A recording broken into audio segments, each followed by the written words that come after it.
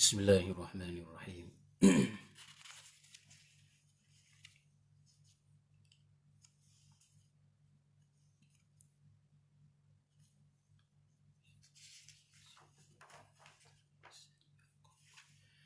Assalamualaikum warahmatullahi wabarakatuh.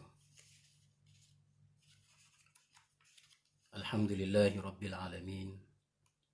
Salatan wa salaman ala nabiyil mursalin Sayyidina Muhammadin sallallahu alaihi wasallam wa ala alihi wa ashabihi ajma'in. Subhanaka la ilma lana illa ma 'allamtana innaka antal alimul hakim.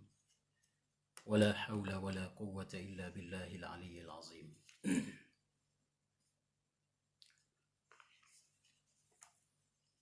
InsyaAllah pada malam ini kita akan bedah kitab yang kedua, iaitulah kitab Ad-Dawlatul Islamiyyatu fil Mujtama'i Ta'addudi, negara Islam dalam masyarakat majmuk.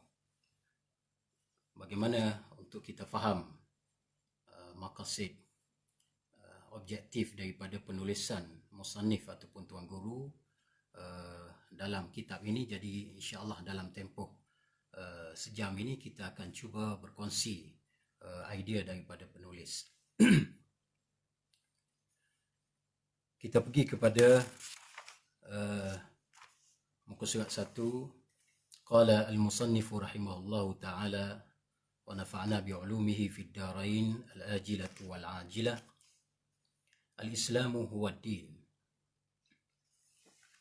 فالإسلام ليس كغيره من الأديان والنظريات المعروفة عند الناس حول العالم، لأن كلمة الدين من حيث لغة القرآن يشمل كل الأمور المتعلقة بالإنسان على حسب فطرته التي فطر الناس عليها حكمة خلق الإنسان في الأرض.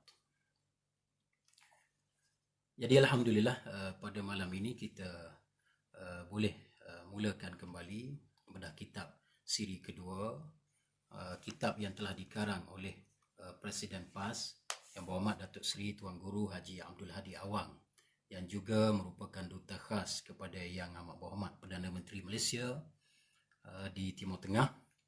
Jadi kitab yang kedua kita pada malam ini menyentuh tentang sebuah negara Islam dalam masyarakat majmuk, dan khususnya di negara kita Malaysia, yang kita faham bahawa Malaysia kita ni adalah sebuah negara yang mempunyai masyarakat pelbagai kaum, bangsa dan bahasa. Maka bagaimanakah cara kita berinteraksi, berkomunikasi dengan masyarakat sedemikian. Jadi buku yang ada ataupun kitab yang ada di tangan kita ini, insyaAllah kita cuba fahami bagaimanakah kehendak musannif di dalam menyelesaikan dan merungkaikan serta memberi intro supaya kita faham bagaimanakah berlaku perkara-perkara yang tidak diingini kepada Islam itu. Jadi pada muka surat yang pertama lagi, musannif Tuan Guru telah memulakan tajuk yang pertama, menyatakan secara berprinsip bahawa Islam ini adalah ad-din. Islam ini adalah agama.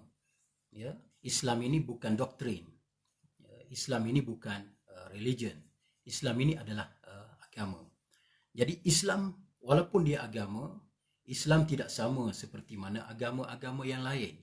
Islam tidak sama seperti mana doktrin-doktrin yang lain yang seluruh dunia ini mengenali doktrin yang pelbagai. Islam bukan itu. Islam adalah Islam. Kerana kalimah agama, kalimah ad-din daripada pemahaman Al-Quran itu sendiri merangkumi kesemua kehidupan manusia. Fitrah manusia semula jadi manusia, dan segala macam kehidupan manusia, cabang-cabangnya, itu adalah Islam yang menaunginya. Jadi oleh kerana itulah, kalau kita nak faham agama Islam ni macam mana, Islam itu adalah agama yang menaungi keseluruhan aspek kehidupan manusia itu. Itulah Islam. Jadi Islam ini adalah agama untuk alam, agama untuk semesta alam ini. Sebelum daripada diturunkan Islam sebagai agama kepada para rasul, para anbiya, untuk diserukan, untuk diperturunkan kepada seluruh manusia.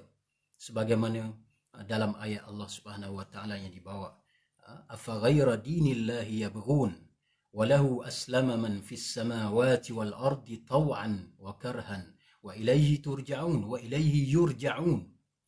Patutkah mereka cari agama lain selain daripada agama Allah? Sedangkan Islam, agama Allah ini, telah menyerah diri sepenuhnya apa yang ada, makhluk yang ada di langit, makhluk yang ada di bumi. Mereka dengan penuh taat, tanpa mereka membangkang, mereka taat Allah, kembali menyerah diri kepada Allah. Jadi sebelum daripada menjadi agama kepada manusia, yang dianuti oleh manusia, yang dibawa oleh para anbiya, Islam ini telah menjadi agama yang telah berserah diri segala makhluk yang ada di langit dan di bumi. Jadi di sini kita boleh melihat bahawa kehebatan Islam itu sendiri, ya, sebagai agama. Katakanlah, qul amanna billah wa ma unzila alaina wa ma unzila ala Ibrahim wa Ismail wa Ishaq wa Yaqub wal asbat wa ma utiya Musa wa Isa wan nabiyyuna min rabbihim la nufarriqu baina ahadin minhum wa nahnu lahu muslimun wa man yabtaghi ghayra al-islam dinan falan yuqbala minhu wa huwa fil akhirati minal khasirin. Dalam ayat ini sebut, katakanlah wahai Muhammad, kami beriman dengan Allah dan apa yang diturunkan kepada kami dan kepada Nabi Ibrahim, Nabi Ismail, Nabi Ishaq, Nabi Yaqub, dan seluruh anak cucu mereka, apa yang diberi kepada Nabi Musa, Nabi Isa dan Nabi-Nabi selepas daripada itu, tidak ada perbezaan sedikit pun. Semua mereka membawa Islam, dan semua orang yang mereka bawa, mereka suruh peluk itu adalah agama Islam, supaya mereka berserah diri sepenuhnya kepada Allah. Dan siapa yang memilih selain daripada Islam, sebagai agamanya, maka Allah tidak akan menerima dan dia akan rugi di hari akhirat kelak. Jadi ini suatu prinsip yang mesti kita pegang. Umat Islam sendiri merasa izzah, mulia dengan Islamnya. Itu bukannya menjadi manusia yang rasa tidak berapa mulia ataupun tidak rasa bangga dengan Islam yang dianutinya. Oleh kerana itulah, wala yajuzu li muslimin an yafhama hadha ad-din fi itar ta'rif ghairi lughati al-Quran wa huwa aslu hadha ad-din wa tasawwurihi, wal Islam laysa min kalimah religion min al-lughati al-gharbiyyah atau kalimah agama min al-lughati al-mahalliyah. Jadi oleh kerana itu tidak harus sama sekali, tak boleh kita nak faham agama ini dalam selain daripada pemahaman Al-Quran. Kita kena faham Islam melalui kacamata Al-Quran. Dan gambaran yang telah diletakkan oleh Al-Quran tidak boleh melalui fahaman yang telah istilah yang telah direka cipta, yang telah diletakkan oleh Barat, religion, ataupun bahasa kita, bahasa Melayu, agama. Tak boleh. Kita kena kata Islam. Kalau agama Islam, tidak boleh agama kita, tak boleh. Kena Islam. Dan Islam ini tidak boleh terpisah dengan ad-daulah. Ini musannif telah menyatakan pada muka surat yang ketiga. Kalau cetakan inilah, cetakan, saya tak tahu cetakan lama ataupun baru, ya. Kitab ini pada muka surat 3, ad-din wa daulah, agama Islam dan negara.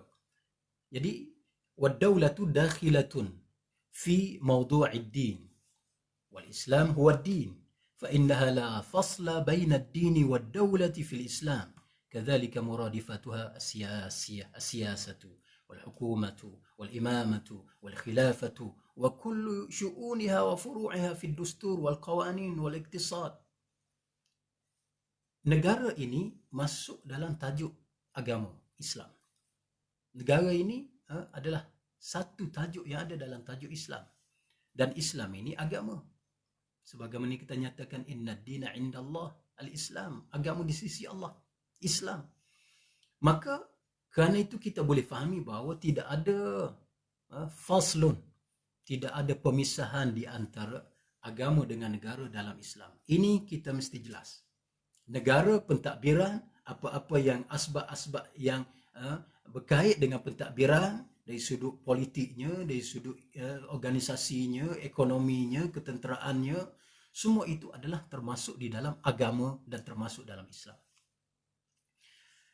Maka oleh kerana itu kalimatu wa kalimatu al-fasli baina ad-din wad-dawlati أو أن السياسة لا علاقة لها بالدولة أو أن الحكومة من أمر الدنيا وليست من أمر الدين وليست من تعاليم الإسلام وإنما هو من نص إنجيل متى أعطوا ما لقيصر لقيصر وما لله لله. Sebenarnya satu perbahasan yang dibincang oleh Barat, oleh orang-orang kita pada hari ini, faslu baina ad-din wad daulah, pemisahan di antara agama dengan negara ini sebenarnya tidak ada kaitan.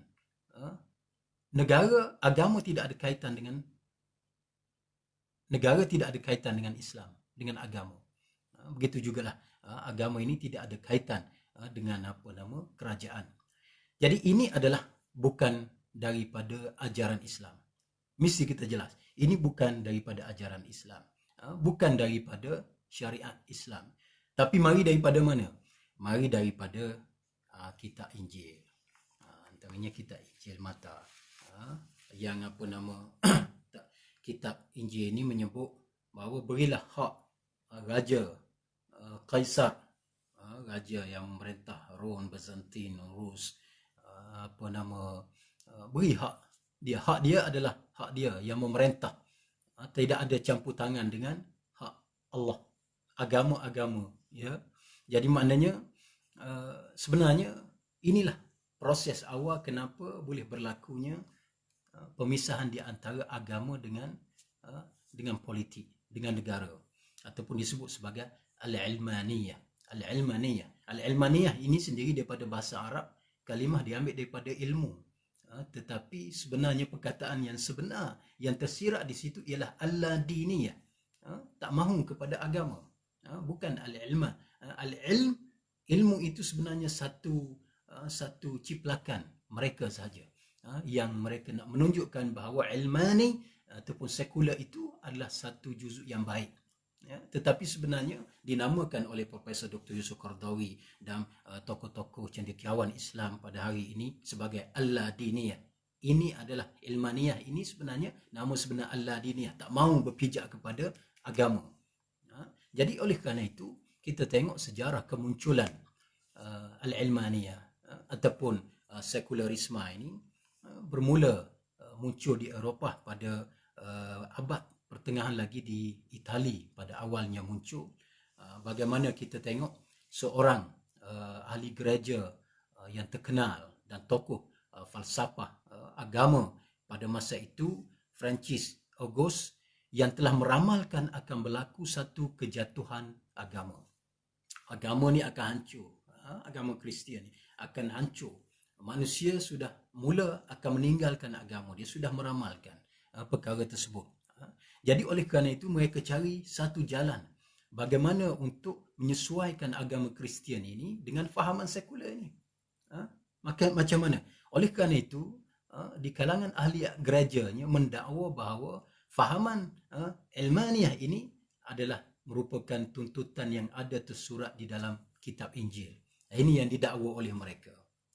Sebab itu kita tengok lahir pada masa itu padri-padri ataupun ahli gereja. Ahli gereja ni adalah ahli agama yang kehormat, yang sangat dihormati oleh masyarakat pada ketika itu. Bagaimana contohnya antara nama Padri Copernicus, yang mana dia lari daripada gereja, kemudian dia hanya tumpu kepada astronomi, sains, dia tinggalkan agama dan dia seleweng agama dia, seleweng kitab Injil yang ada di dalam gereja. Begitu juga dengan rahib Giordano Bruno yang berasal daripada Itali, lari daripada biara dia dan keluar, kemudian dia mengajak manusia dan memecah belahkan agama dengan manusia, masyarakat pada masa itu. Hancur. Akhir sekalinya, semua orang pada masa itu memilih materialistik. Termasuklah ahli-ahli gereja, ahli-ahli agama memilih material, keduniaan. Pada zaman itu berlaku satu teknologi binaan dan teknologi yang lain. Jadi materialistik itu sudah menular. Jadi oleh kerana itu pengaruh sekular ini telah menjala secara meluas di barat, dan di negara kita sendiri pun telah menjala ideologi sekular ini secara rasminya bila berlaku secara rasmilah bila British telah memperkenalkan sistem residen selepas perjanjian Pangkor bila tahun 1878. Jadi pada masa itu dilaksanakan dasar pemisahan antara pemerintahan dan antara pentadbiran, di mana negara pentadbiran dan pemerintahan ini dipisahkan daripada sultan. Ya, jadi maknanya berlaku satu pemisahan antara pentadbiran ini. Termasuklah antara pentadbiran dengan hal agama. Jadi akhir sekalinya dia menjala sedikit demi sedikit, dia menjadi satu doktrin yang dipegang oleh sebahagian besar juga di kalangan masyarakat kita di tanah Melayu ini. Ya, jadi itu kesesatan pengaruh dan juga doktrin sekularisme. Jadi sekular ini adalah perkara yang batil, yang mana yang akan memberi satu virus kepada umat Islam khususnya, menolak fahaman bahawa berpolitik ataupun ambil prihatin cakna kepada pentadbiran dan negara ini adalah suatu yang merugikan. Perkara itu sebenarnya bukan perkara yang besar dalam agama, bahkan agama pun tidak memandang perkara itu. Ada pihak umat Islam yang bercakap sedemikian kerana terkesan dengan doktrin sekularisme ini sehingga pada hari ini. Ya. Jadi sebab itulah kita kena faham dalam Islam, musannif ini telah bawa ayat yang menyeru kepada supaya menyatakan bahawa pentadbiran, al-imamah, as-siyasah, al-khalifah, bahawa membentuk sebuah negara dengan kepimpinan itu adalah merupakan suatu perkara yang wajib.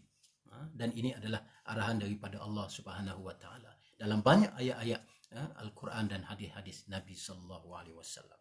Pada muka surat keempat itu berdasarkan firman Allah, wa idz qala rabbuka lil malaikati inni ja'ilun fil ardi khalifah qalu ataj'alu fiha man yufsidu fiha wa yasfiku ad-dima wa nahnu nusabbihu bihamdika wa nuqaddisu lak qala inni a'lamu ma la ta'lamun.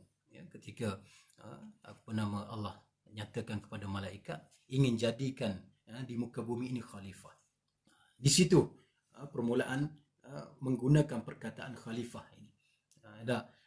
Allah nak jadikan khalifah, iaitu yang menguasai, yang mentadbir muka bumi. Malaikat tak nak. Sebahagiannya malaikat enggan dan tidak merasakan bahawa ada satu kerugian pada manusia yang diciptakan ini.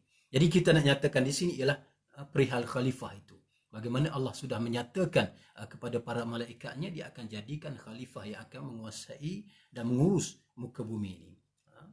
Sebab itu nak tak nak kita manusia, kita kena dengar, kita kena akur segala perintah daripada Allah Subhanahu wa taala.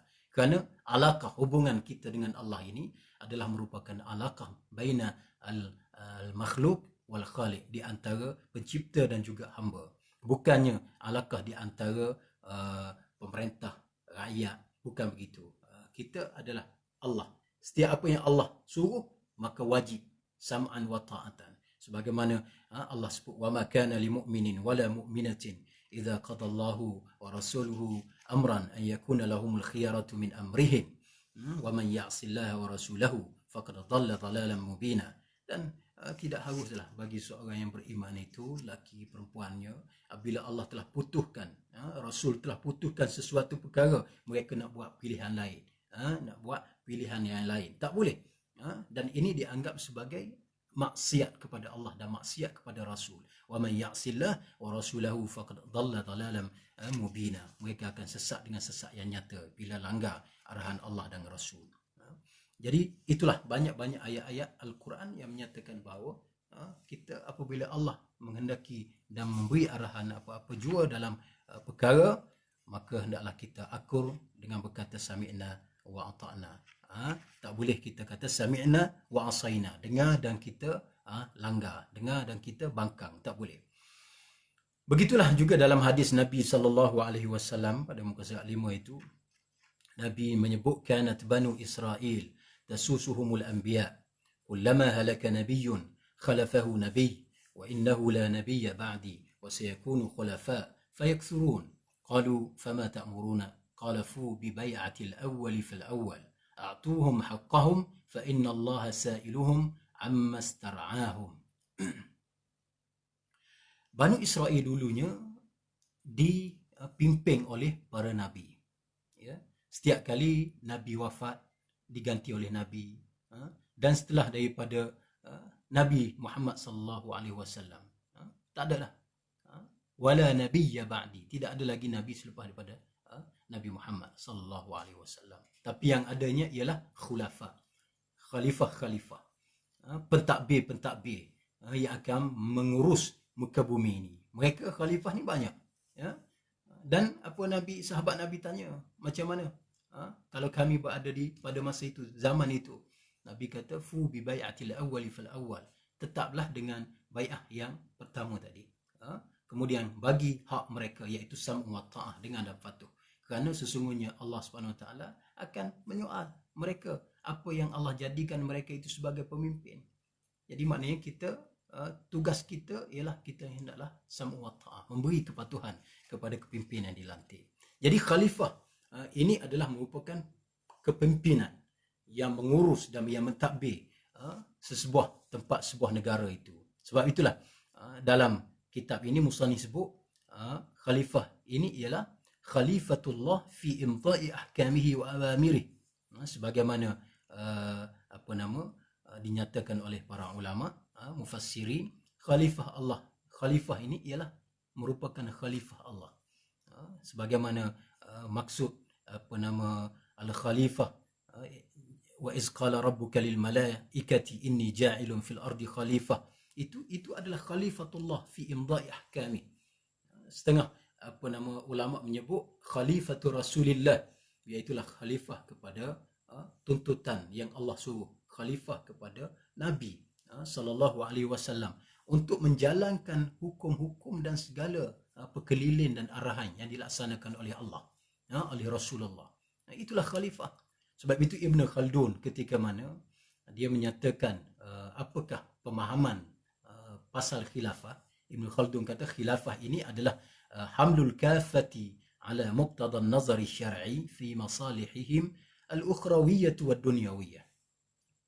Khilafah ini ialah memikul tanggungjawab yang besar ke semua sekali, yakni menguruskan ke semua sekali yang ada dalam muka bumi, di tempat yang dia mengurus itu, manusia, haiwan dan semua sekali, mengikut perspektif syariat. Tapi mestilah mengikut perspektif syariat untuk menjaga kemaslahatan mereka di dunia ni dan di akhirat, bukan setakat dunia tapi akhirat. Maka kata Ibn Khaldun, khalifah ini ialah mereka yang mengurus keadaan itu, yang menjaga kestabilan manusia, makhluk yang ada di bawahnya untuk kesejahteraan manusia di dunia dan di akhirat. Itu khalifah. Jadi maknanya tidak ada sebab kita pada hari ini bahawa kita nak kata daulah ataupun hak kenegaraan ini adalah hal orang-orang politik saja. Siapa orang politik? Maksudnya seolah-olah politik itu satu juzuk yang lain yang tidak termasuk daripada Islam. Seolah-olah begitu. Jadi ayat begitu tak boleh ada. Kita umat Islam ni tak boleh bercakap begitu. Kerana daulah dan juga khilafah dan juga pentadbiran as-siyasah itu adalah merupakan juz'un yatajazza'u minad din. Bukan juz'un la yatajazza'. Dia adalah merupakan juzuk yang bersama-sama, yang ada di bawah juzuk-juzuk yang ada dalam Islam, dalam agama. Maka muka surat ke-6 itu musannif menyebut fa iqamatud dawlati minas sunnatil amaliyati bi hijratir rasul sallallahu alaihi wasallam ila al-madinati wa fiha al-marhalatu al-muhimmatu fi as-sirati an-nabawiyyah wa minha iqamatud dawlati al-madaniyah wa 'aqdu mithaqil madinah fil mujtama'i ta'addudi. Ya. Jadi mendirikan negara ini adalah sunnah amaliyah. Sunnah yang besar. Ingat ya, sunnah yang besar. Yang mana dia adalah sunnah amaliyah yang Nabi sendiri SAW buat. Maka kita umat Islam mesti laksanakan, tidak terkecuali kita. Ya, Nabi hijrah ke Madinah. Kemudian Nabi mendirikan negara Madinah dan meletakkan piagam Madinah. Sebagaimana kita faham bahawa piagam Madinah yang 47 fasal itu setengah pendapat yang terbanyak, di mana kalau kita tengok dalam masyarakat ta'addudi, masyarakat majmuk yang sudah ada dalam negara Madinah, Yahudinya dengan pelbagai Yahudi, kaum bani-baninya pelbagai bani-bani, termasuk musyrikin lagi yang ada, maka Nabi telah meletakkan fasal-fasal, termasuklah kepada golongan masyarakat ta'addudi, masyarakat majmuk itu. Kita tengok contohnya dalam fasal yang kedua hingga ke-11 disebut tentang masyarakat majmuk. Hak-hak mereka itu dinyatakan dalam pasal tersebut. Dan bagi golongan non-Muslim, Yahudi, pada masa itu ialah diletakkan dalam fasa 24 hingga fasa 38. Maknanya begitu kita tengok piagam Madinah ini diasaskan di atas untuk mewujudkan suatu negara yang sejahtera, negara yang mana yang menaungi seluruh makhluk masyarakat, walaupun negara Islam, tetapi tidak hanya menaungi umat Islam, tetapi menaungi seluruh rakyat, termasuklah non-Muslim. Dan non-Muslim itu hidup aman, damai, dan mempunyai hak-hak yang digazetkan di dalam piagam, di dalam perlembagaan Madinah itu sendiri. Maka oleh kerana itulah, kita mesti jelas di sini bahawa perkara ini telah menjadi sebati dan menjadi pegangan umat Islam, ulama Islam dalam mempertahankan Madinah dan mempertahankan daulah. Ini adalah suatu juzuk daripada Islam. Wa amma umur ad-dawlah al-hakimah al-'ulya fi aidi al-istimar wa intahazu min jahalati aghlabiyyah al-ummah allati iqtana'at bihadha al-qadar min ad-din فانتشرت العلمانية في إدارة البلاد ودخلت عقول الجهلاء مع صمت كثير من العلماء. Ya. Dan yang kita cakap tadi soal sekular, ya, sekular tadi akhir sekalinya masuk ke negara kita ni, masuk dalam sebuah daulah ni, dan dia boleh tersebar di situ di sini. Kerana apa? Kerana dengan maaf, umat Islam itu sendiri ramai yang jahil, tak mahu belajar. Bahkan ada alim ulama, tapi alim ulama yang samit, alim ulama yang diam, yang tidak mahu berkata dan tidak mahu untuk menegur kalau berlaku apa-apa benda-benda yang tidak baik dan melanggar syariat.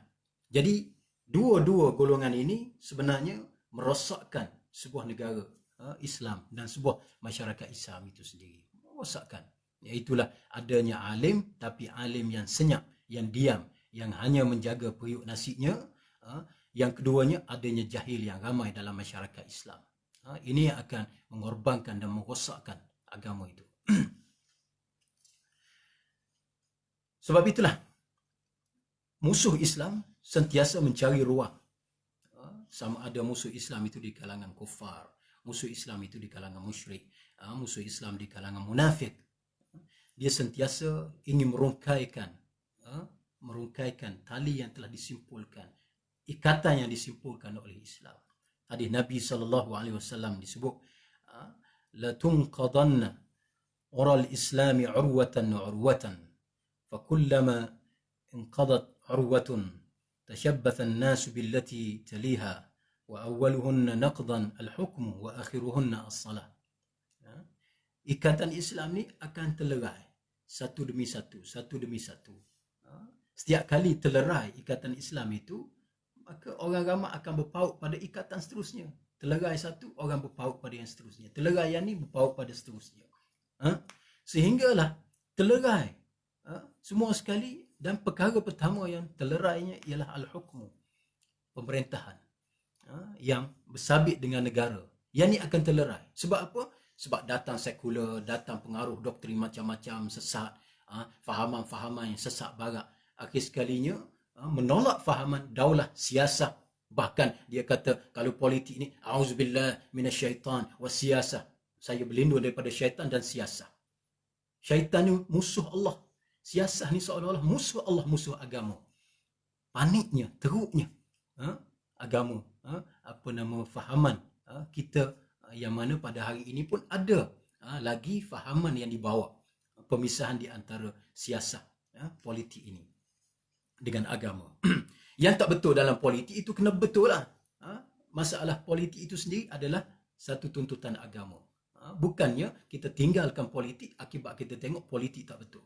Ya, kita aku bahawa apa yang kita akui, apa yang berlaku di tanah air kita. Kita tengok politik yang teruk berlaku. Oleh kerana itulah kita kena berpada-pada dalam politik yang ada dalam negara kita. Tak semestinya kita kena tinggal politik kerana politik itu tuntutan agama yang telah mengoreng, yang telah menghijau, yang telah membiru, yang telah memerah. Politik itu kita. Tapi Islam telah mendatangkan dengan siasatu asy-syar'iyyah yang cantik, yang putih, tetapi yang mencoraknya adalah kita. Maka kita kena corak dengan baik politik itu mengikut perkiraan Islam. Dan akhir ikatan yang akan terlerai ialah ikatan sembahyang. Yang ini akan terlerai.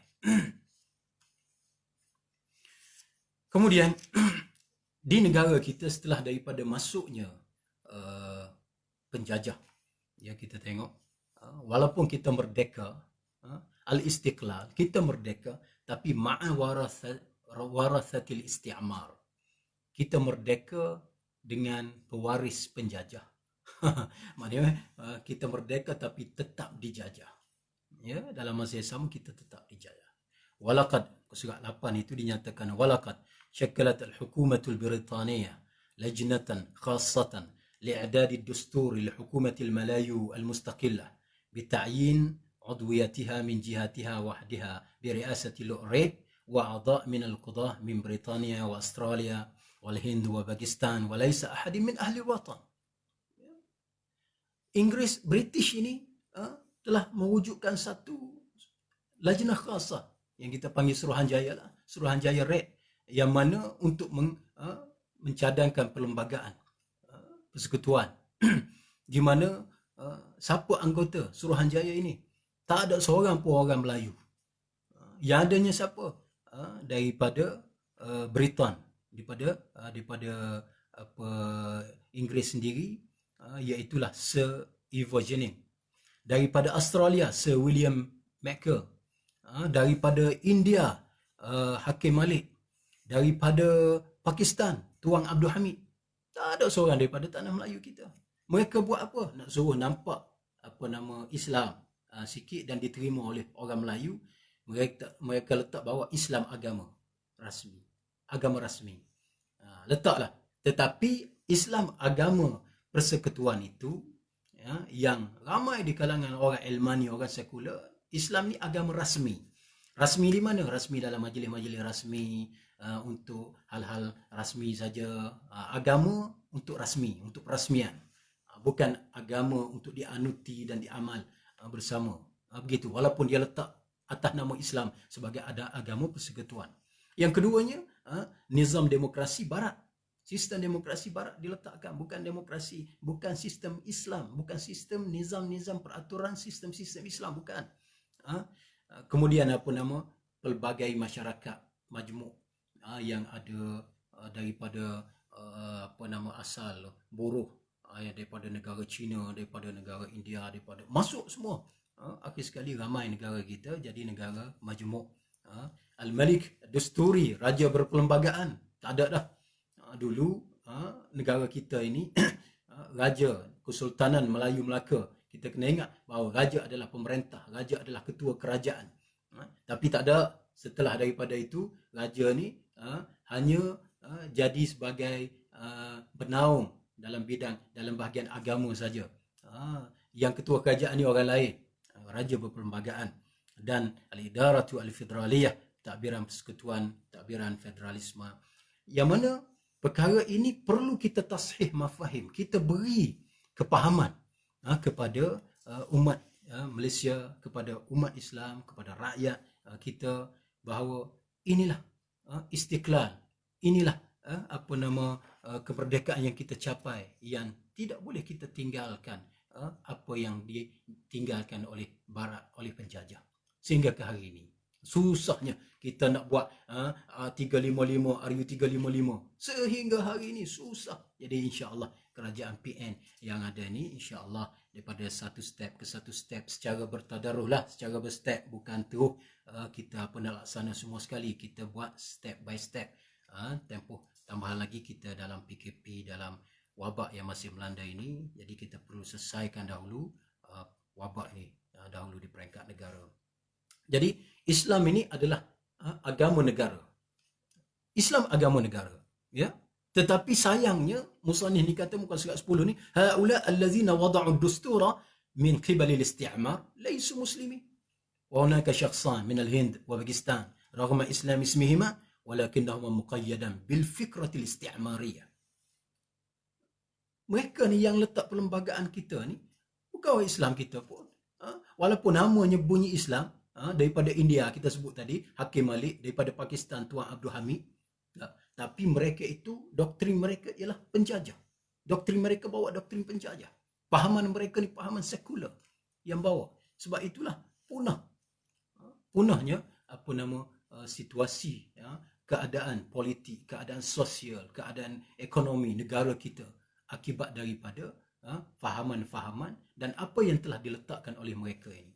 Jadi kerana itulah pun begitu, negara tanah Melayu ini subur dengan kebangkitan Islam, subur dengan sahwatul Islamiyah.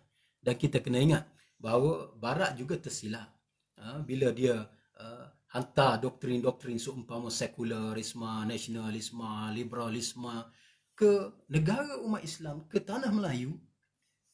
Kita orang Melayu ni kita dah faham bahawa as-sultah, negara itu, kepimpinan itu adalah satu juzuk daripada Islam.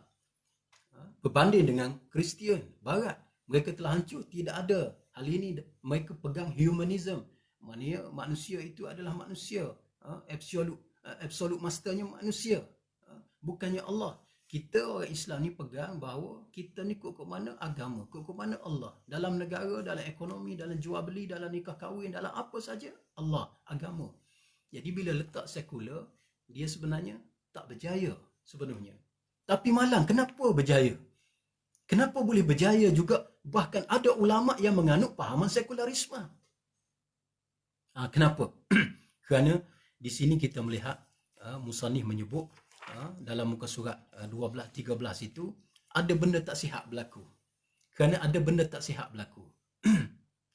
Apa dia benda tak sihat yang berlaku? Zahiratan salbiyatan. Ada dua perkara negatif yang berlaku, yang benda tak baik. Apa dia?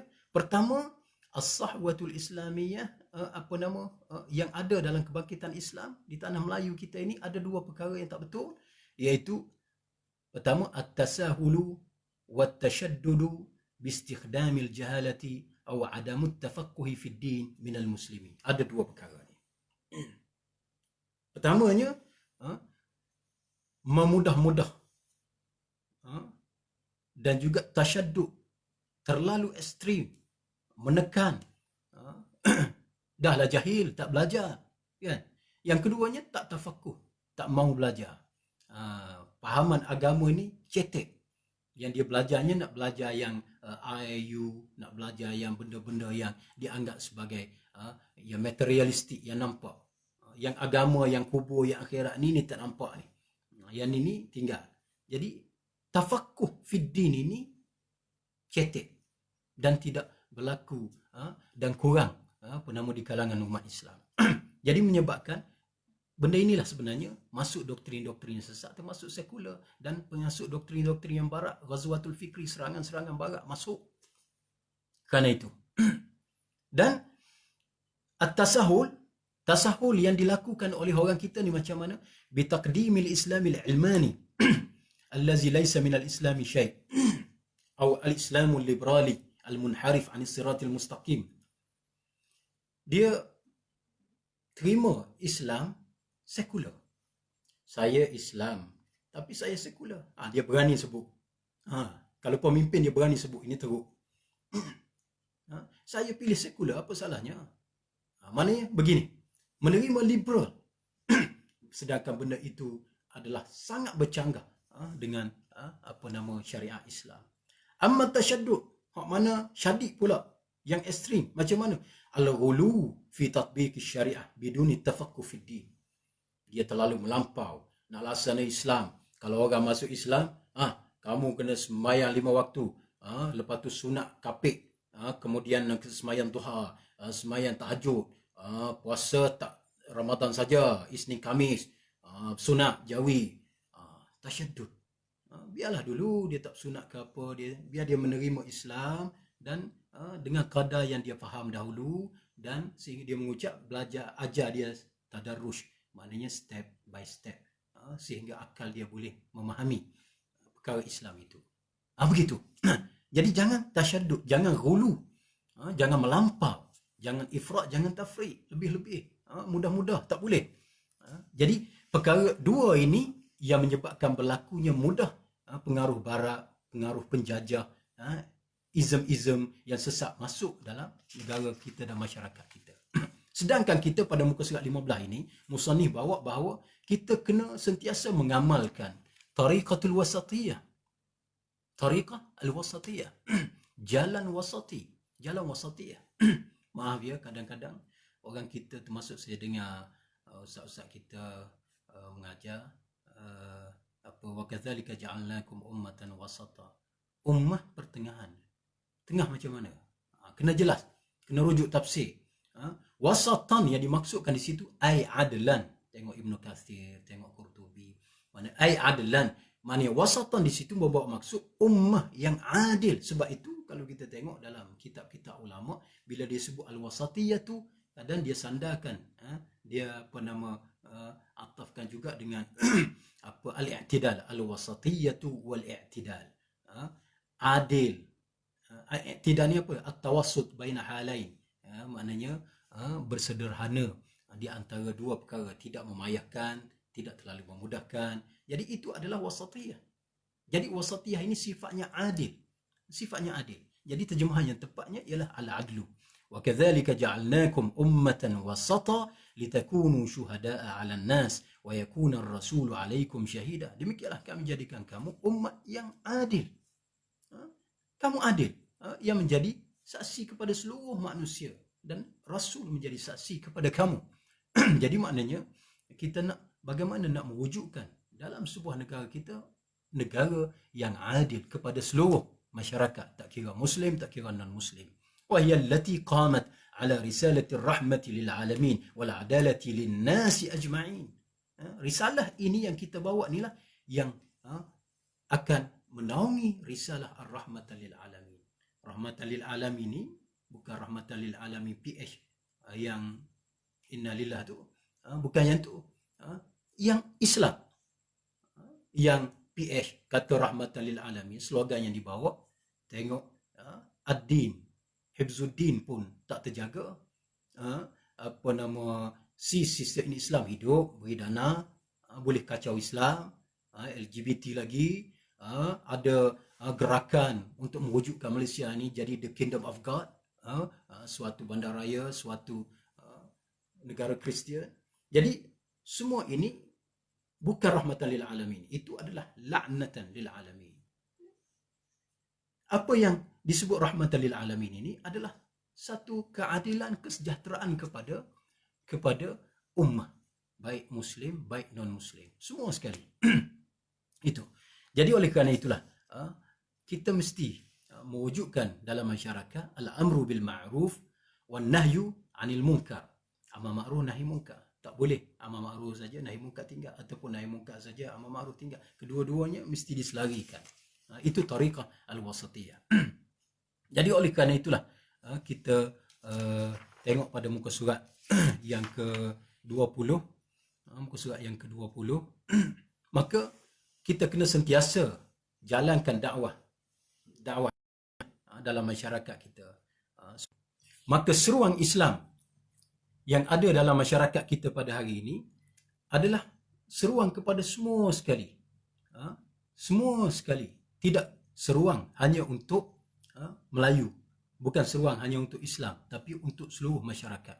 Sebab itulah Allah menyebut, qul ya ayyuhan nas inni rasulullahi ilaikum jami'an alladhi lahu mulkus samawati wal ard la ilaha illa huwa yuhyi wa yumiit.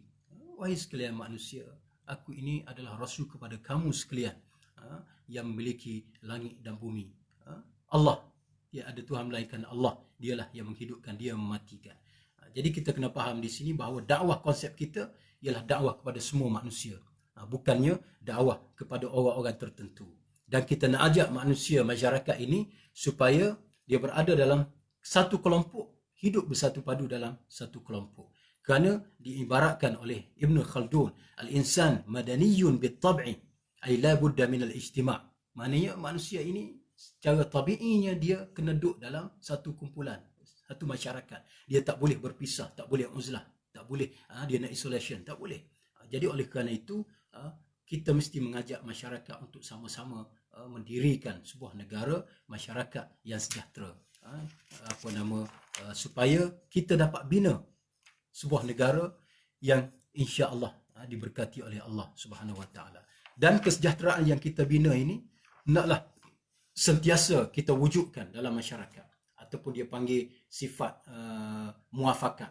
Ini mesti sentiasa kita wujudkan dalam masyarakat, ataupun as-silmu, sentiasa dalam keadaan harmoni, tak berkelahi, tak berperang, begitu. Dan kita diajar umat Islam ini, sebagaimana disebut dalam muka surat 22, 23 dan seterusnya, bahawa kita perlunya sentiasa mengamalkan sabar, menerima maaf, hidup harmoni, tolong menolong dan berdamai. Banyak ayat-ayat sebagaimana dalam muka surat 22, wa in janahu lis-salmi fajnah laha wa tawakkal 'ala Allah innahu huwas samiul alim. Kalau diminta untuk berdamai, maka damai. Hulurkan perdamaian, bertakwa kepada Allah. Allah Maha mendengar, lagi Maha mendengar. Jadi banyak ayat-ayat yang Allah mengajak supaya kita sentiasa mengajak kepada perdamaian. Wala tahinu fala tahinu wa tad'u ila as-salmi wa antumul a'laun. Jangan kamu merasa terhina, merasa sedih, kamu hendaklah sentiasa mengajak kepada perdamaian. Kamu ini adalah orang yang mempunyai credibility, orang yang tinggi keimanannya. Wallahu ma'akum. Allah akan bersama dengan kamu. Ud'u ila sabili rabbika bil hikmati wal mau'izatil hasanah wajadilhum billati hiya ahsan. Ajak manusia, suruh manusia dengan hikmah, dengan penuh kebijaksanaan dan dengan penuh mau'izah yang baik-baik yang kita ucapkan kepada mereka.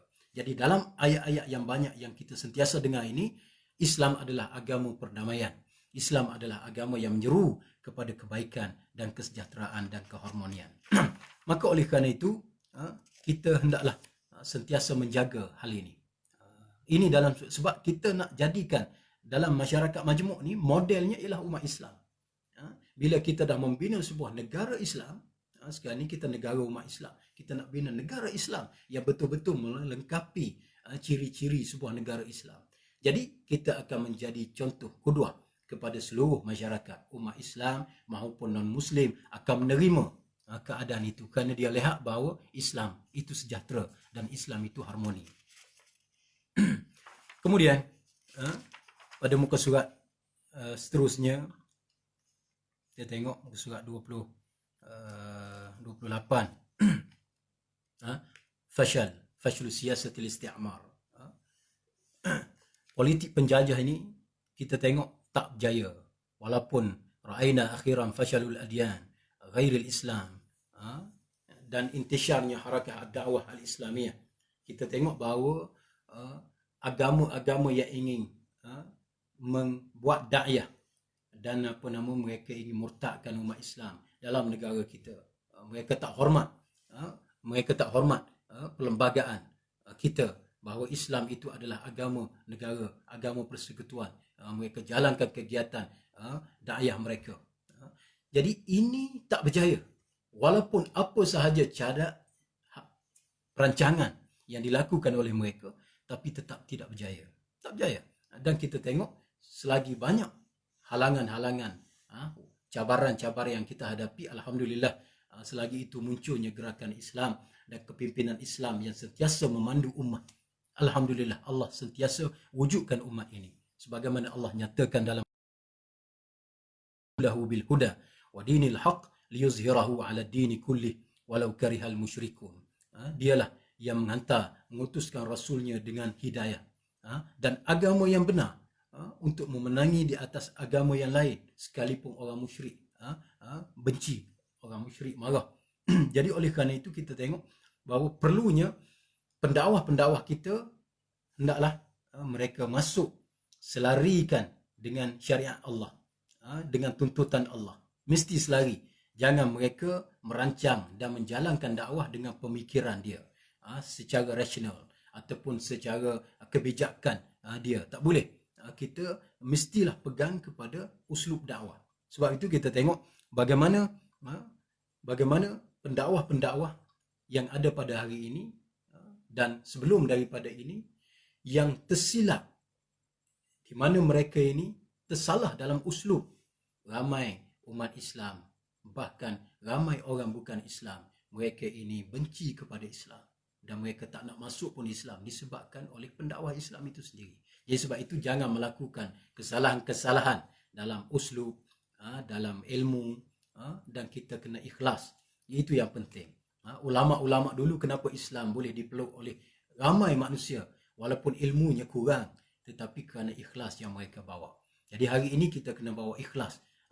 Kita dalam beg kita ada ikhlas, apatah lagi hati kita ada ikhlas, dalam semua kereta kita, tempat kerja kita bawa ikhlas, insya-Allah kita akan barakah. Jadi kita tengoklah bahawa perlunya pendakwah-pendakwah juga ini melakukan tafaqquh fiddin. Dalam ibadat saja, jangan kita tafaqquh perkara ibadat saja. Dalam muka surat 29 musannif Tok Guru dah sebut dah supaya kita tafaqquh betul-betul furu', usul dan semua cabang-cabang yang ada ini, biar kita faham tentang agama kita ni. Kita faham tentang Islam. Bukan tafaqquh dalam ibadat saja. Tengok orang pergi ke Mekah. Contoh musannif kita bawa. Kerana tidak tafaqquh, orang lontar jamrah dengan batu, dia lontar dengan kasut. Kasut kena orang lain. Begitulah juga dalam peperangan. Dia lontar orang dengan pedang, lontar dengan senjata, akibatnya ramai orang mati. Jadi sebab itulah kena ada fiqh dalam hal ini. Banyak fiqh yang kita kena faham selain daripada fiqh aulawiyat, keutamaan, fiqh waqi', situasi semasa, fiqh ma'alat, implikasi, fiqh tawakkuk, apa yang akan kita rasa akan berlaku, dan fiqh yang lain lah, muwazanah, perimbangan. Maka kita mesti faham supaya kita dapat menjalankan dakwah dengan penuh jayanya. Dan kita tengok kita tidak mahu ada golongan yang mutahammisi, yang hanya semangat saja tapi kerja tak tahu ke mana. Tak boleh. Dalam muka surat 32 itu musannif dia sebut bahawa kebanyakan orang-orang muda lah biasanya, dia ada hamasah, asyabab al-mutahammisin fi din bidun at-tafaqquh fihi hatta yahdusa at-tasaduma fima bainana qabla muwajahati al-a'da al-mutarabbisina bina. Jadi bila dia hanya semangat saja tanpa ada tafaqquh, maka akan berlaku tasadum, berlaku aksiden, berlaku pertentangan di antara sama-sama kita. Sepatutnya pertentangan itu dengan siapa? Dengan musuh. Pertentangan itu ialah dengan mereka yang ingin hancurkan Islam. Tapi tidak, kita berlaku pertentangan sama-sama kita kerana mazhab saja, kerana silap furuk, benda pandangan yang kecil saja, kerana kita tak puas hati cara saja, pendekatan, mekanisme saja, kita berkelahi sampai berapa generasi ataupun kita bergaduh sampai berperang. Tapi dengan musuh kita berbaik, dengan musuh kita tabik dan kita taat. Ini adalah merupakan satu pengkhianatan dan satu kejahilan, jahil tuki orang kata, yang kita ini tak faham pun apa yang ada di dalam Islam. Jadi kena jauhi. Jadi oleh kerana itu kita mestilah bangkit dengan kita kena faham negara kita ni negara yang ta'addudi, negara yang masyarakat berbilang kaum. Pada muka surat 36 itu musannif kita sebut bahawa kita kena bawa satu fiqh dakwah yang baik supaya masyarakat ta'addudi, masyarakat majmuk kita ini boleh menerima dakwah yang kita bawa, Islam yang kita bawa, perjuangan yang kita bawa, parti Islam yang kita bawa ini dengan baik, dan mereka dengan lapang dada menerima Islam. Bukan setakat menerima dakwah kita, menerima produk kita, menerima parti kita, tapi menerima Islam. Apa yang kita nak bawanya ialah Islam. Dan mereka akan faham bahawa Islam adalah agama yang sejahtera, yang harmoni, yang menaungi seluruh manusia, bukan umat Islam sahaja. Sebab itu kena ada fiqh dan kena ada tadarrush. Selain daripada kena ada fiqh dalam bidang-bidang tertentu, termasuk fiqh siasah, fiqh dalam politik, maka kita kena ada tadarrush. Buat kerja secara step by step, marhalah by marhalah. Ada peringkat-peringkat dia. Tak boleh kita nak laksanakan semua sekali. Tak boleh. Kita nak laksana hukum Islam, kita dah dapat kerajaan persekutuan, maka parti kita adalah parti Islam dan slogan kita dirikan Islam. Maka hari ni kita dapat negara, esok lusa kita laksana Islam semua sekali. Itu tidak tadarrush, dan itu mutasyaddid, dan itu hulu dalam agama. Tak boleh. Kita kena jauhi fahaman-fahaman itu, tetapi kita hendaklah buat dakwah ini dan lakukan pentadbiran pemerintah ini secara tadarrush, secara berperingkat. Kerana Allah Subhanahu Wa Taala nak haramkan arak, Allah turunkan ayat haramkan arak. Dia tak kata arak itu haram, jauhi arak. Tak, Allah kata arak itu ismuhuma akbaru min naf'ihima. Dosanya lebih banyak daripada manfaatnya. Memanglah kamu rasa ada manfaat, tapi dosa tu lebih. Kan? Kemudian kalau kamu mabuk, jangan semayang. Satu, barulah. Arak itu adalah perbuatan syaitan. Arak itu haram. Jauh. Maknanya kalaulah Allah sendiri nak mengharamkan arak, ada tadarrush, ada step by step. Maka kita dalam sebuah negara, kita dalam sebuah parti, kita dalam sebuah masyarakat, perlu melakukan perkara dengan tadarrush, dengan step by step. Dan itulah kita qadiyah tatbik syariah. Kita nak melaksanakan syariah Islam di Malaysia ni juga begitu. Walaupun ada halangan, macam-macam halangan kepada kita, tapi alhamdulillah kita dapat hadapi dengan baik sekiranya kita ada fiqh yang kita sebutkan tadi. Pada muka surat tajuk akhir 41, khilafatun atau malikiyah. Jadi kita kena faham bahawa kita dalam negara kita ini, kita ada negara beraja, raja berperlembagaan, sultan, ya. Dan macam mana dengan sistem khilafah yang ada dalam Islam. Kita kena faham bahawa khilafah ke ataupun raja ke, kedua-duanya dinyatakan di dalam Al-Quran. Dan kita telah nyatakan bahawa proses khilafah ini sudah pun dinyatakan secara jelas di dalam Al-Quran, sebagaimana dinyatakan dalam ayat-ayat yang telah kita bacakan tadi. Dan raja ini juga dinyatakan dalam ayat-ayat Al-Quran. Contohnya dalam surah 42 yang menyatakan An-Namlu tentang kerajaan Nabi Allah Daud alaihissalam. Walaqad atayna Dawuda wa Sulaimana ilma wa qala alhamdulillahillazi faddalana ala kathirin min ibadihi almu'minin wa waritha Sulaimanu Dawud. Jadi maknanya mereka dilantik sebagai raja. Nabi Allah Sulaiman, Nabi Allah Daud diberi kerajaan, mereka memerintah. Begitu juga dengan Zulkarnain. Wa yas'alunaka 'an Dzulqarnain inna makkanna lahu fil ard. Kami berikan kekuasaan kepadanya, dia memerintah. Zulkarnain. Kemudian kita tengok dengan raja Talut dan raja-raja yang lain. Jadi yang pentingnya ialah sekarang ini memang kita nak sistem khilafah ini kembali cepat.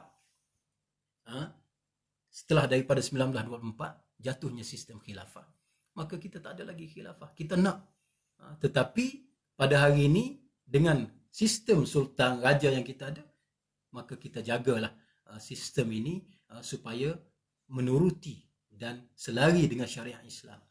Walaupun kuasa raja dan sultan hari ini terhad akibat kuasa penjajah dahulu, tetapi kita kena selaraskan dengan syariat Islam. Itu.